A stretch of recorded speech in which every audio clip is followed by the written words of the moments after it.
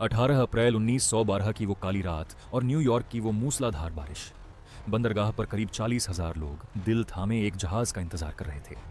ये लोग किसी जश्न के लिए नहीं बल्कि दुनिया की सबसे बड़ी त्रासदी का गवाह बनने आए थे।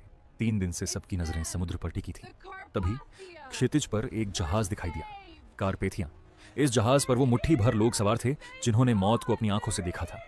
वो लोग जो टाइटैनिक नाम के उस सपने से जिंदा लौट आए थे जिसके बारे में दुनिया कहती थी कि इसे खुद भगवान भी नहीं डुबो सकते। पर सवाल आज भी वही है, जो जहाज कभी ना डूबने के लिए बना था वो अपनी पहली ही यात्रा में समंदर की गहराइयों में कैसे खो गया। कहानी शुरू होती है 10 अप्रैल 1912 को। ब्रिटेन के साउथहैम्पटन बंदरगाह पर 1 लाख से ज्यादा लोग इस विशालकाय मशीन को देखने उमड़े थे। टाइटैनिक सिर्फ एक जहाज नहीं, समुद्र पर तैरता एक आलीशान शहर था। 269 मीटर लंबा और 8 मंजिला इमारत जितना ऊंचा। इसके अंदर की सजावट ऐसी थी कि बड्डे से बधा 5 स्टार होटल भी फीका पड्डी गए जाए। इसमें स्विमिंग पूल, जिम, आलीशान लाइब्रेरी और तुर्किश बाथ जैसी हर वो सुविधा थी जिसकी उस दौर में कल्पना भी नहीं की जा सकती थी। इसे बनाने वाली कंपनी व्हाइट स्टार लाइन इतनी आश्वस्त थी कि उन्होंने इसे अनसिंकेबल यानी कभी न डूबने वाला घोषित कर दिया था। इसके पीछे वजह थी इसकी बनावट। जहाज का निचला हिस्सा 16 वाटर टाइट कंपार्टमेंट्स में बंटा था। इंजीनियरिंग का दावा था कि अगर 4 कंपार्टमेंट्स में पानी भर भी जाए तब भी यह जहाज तैरता रहेगा। लेकिन नियति को कुछ और ही मंजूर था। सफर के चौथे दिन यानी 14 अप्रैल को सब कुछ सामान्य लग रहा था, लेकिन पर्दे के पीछे एक खतरनाक खेल चल रहा था। कंपनी के मालिक जोसेफ ब्रूस चाहते थे कि टाइटैनिक अपनी रफ्तार से दुनिया को चौंका दे। उन्होंने कप्तान एडवर्ड स्मिथ पर दबाव बनाया कि जहाज को पूरी स्पीड से चलाया जाए ताकि वे रिकॉर्ड समय में न्यूयॉर्क पहुंच सके। इसी बीच समुद्र में मौजूद अन्य जहाजों से लगातार बर्फ की चट्टानों यानी आइसबर्ग की चेतावनी मिल रही थी। कैप्टन स्मिथ ने सावधानी बरतते हुए रास्ता थोड़ा बदला, लेकिन रफ्तार कम नहीं की। एक छोटी सी मानवीय गलती ने खतरे को और बढ़ा दिया। जहाज का एक ऑफिसर डेविड ब्लेयर जाते समय गलती से उस लॉकर की चाबी अपने साथ ले गया था जिसमें दूरबीन रखी थी। बिना दूरबीन के कड़कड़ाती ठंड और बिना चांद वाली उस अंधेरी रात में सामने खदी मौत को देखना नामुमकिन था। रात के 11:39 बजे लुकआउट पॉइंट पर तैनात फ्रेडरिक फ्लीट को अचानक सामने एक विशाल काला साया दिखाई दिया। उसने घबराकर 3 बार घंटी बजाई और फोन पर चिल्लाया, सामने आइसबर्ग है। ब्रिज पर मौजूद ऑफिसर ने तुरंत जहाज को मौधने और इंजन रिवर्स करने का आदेश दिया, लेकिन 52,000 टन वजन उस विशालकाय जहाज को इतनी तेजी से मौदना मुमकिन नहीं था। ठीक 1 मिनट बाद रात के 11:40 पर टाइटैनिक का दायां हिस्सा उस बर्फीली चट्टान से रगड़ खा। ऊपर से देखने पर लगा कि एक मामूली सा झटका है, लेकिन पानी के नीचे उस आइसबर्ग ने जहाज की चादर को फाड़ दिया था।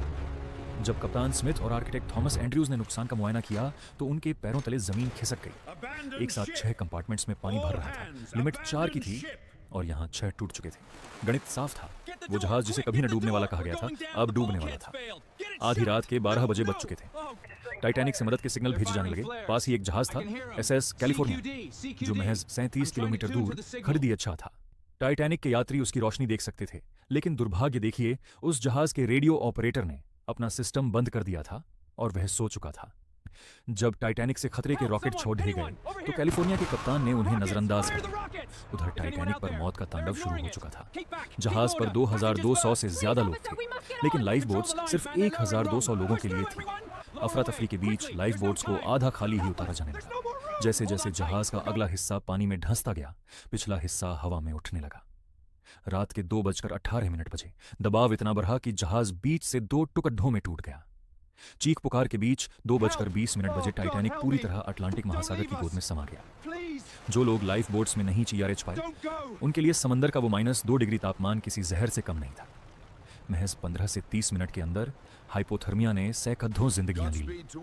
कप्तान स्मिथ ने अंत तक अपना पद नहीं छोड़ा और जहाज के साथ ही विदा हो गए। जब सुबह कारपेथिया वहां पहुंचा तो वहां सिर्फ लाशें और मलबा तैर रहा था। 1500 से ज्यादा लोग मारे जा चुके थे और सिर्फ 706 लोग ही बच पाए। आज 110 साल बाद भी टाइटैनिक समुद्र की 3800 मीटर की गहराई में पड़ी ढीकी है। 1985 में जब पहली बार इसके मलबे को खोजा गया तो पता चला कि घटिया किस्म की रिवेट्स के इस्तेमाल और मानवीय लालच ने इस त्रासदी को जन्म दिया था।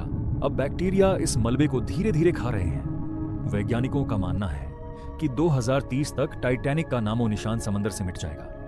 ये कहानी हमें हमेशा याद दिलाती रहेगी कि प्रकृति की ताकत के सामने इंसान का अहंकार कितना छोटा है। समुद्र की उन गहराइयों में आज भी टाइटैनिक खामोश पड़ा है, एक ऐसी अनकही दास्तान बनकर जो कभी पूरी नहीं